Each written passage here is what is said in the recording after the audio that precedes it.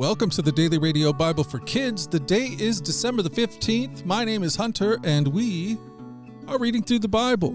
That's something we do every day. We take time in God's Word. We let His Word take its time on us. Kids from all around the world gather here to listen to these amazing stories of the Bible, from Genesis all the way to the book of Revelation. And today we are in the book of Hebrews, chapter 12. Following Jesus can be like running a race. Think about how those two activities are alike as we read. Hebrews chapter 12. Therefore, since we are surrounded by such a huge crowd of witnesses to the life of faith, let us strip off every weight that slows us down, especially the sin that so easily trips us up, and let us run with endurance the race God has set before us. We do this by keeping our eyes on Jesus, the champion who initiates and perfects our faith. Because of the joy awaiting him, he endured the cross, disregarding its shame. Now he is seated in the place of honor beside God's throne. Think of all the hostility he endured from sinful people. Then you won't become weary and give up. After all, you have not yet given your lives in your struggle against sin. And have you forgotten the encouraging words God spoke to you as his children? He said, "My child, don't make light of the Lord's discipline, and don't give up when he corrects you. For the Lord disciplines those he loves, and he punishes each one he accepts as his child.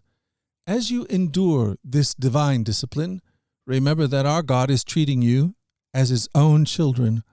Who ever heard of a child who never needs discipline by his father? If God doesn't discipline you as he does all of his children, it means that you are illegitimate and you are not really his children at all. Since we respected our earthly fathers who disciplined us, shouldn't we submit even more to the discipline of the Father of our spirits and live forever? For our earthly fathers disciplined us for a few years, doing the best they knew how. But God's discipline is always good for us, so that we might share in his holiness. No discipline is enjoyable while it is happening. It's painful, but afterward there will be a peaceful harvest of right living for those who are trained in this way. So take a new grip with your tired hands and strengthen your weak knees. Mark out a straight path for your feet, so that those who are weak and lame will not fall, but become strong." Wow. When you run a race, you have to work hard to finish. It's important to keep your eyes on the finish line, to avoid distractions, and to remember how badly you want to win.